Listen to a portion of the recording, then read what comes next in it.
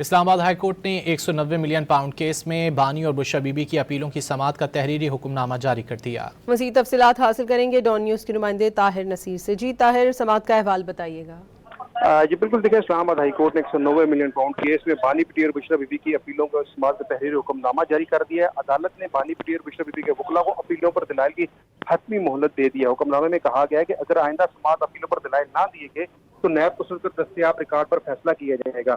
آئندہ سماعت پر دلائل دینے کے لطیف کھوسہ کی انڈر ٹیکنگ پر کیس ملتوی کرنے کی استدعا منظور بھی کی ہے۔ چیف جسٹس سرفراز ڈوگر اور جسٹس محمد آصف نے یہ تحریری حکم نامہ جاری کیا ہے۔ تحریری حکم نامے میں یہ بھی کہا گیا کہ وکیل سردار لطیف کھوسہ، جن کا وکالت بانی اور پیشرا کی جانب سے ریکارڈ پر موجود ہے، سردار لطیف کھوسہ نے واضح انڈر ٹیکنگ دی ہے کہ آئندہ سماعت پر مزید کوئی التوا نہیں مانگیں گے۔ سردار لطیف کھوسہ نے انڈر ٹیکنگ دی ہے کہ آئندہ سماعت پر اپیلوں پر دلائل دیں گے۔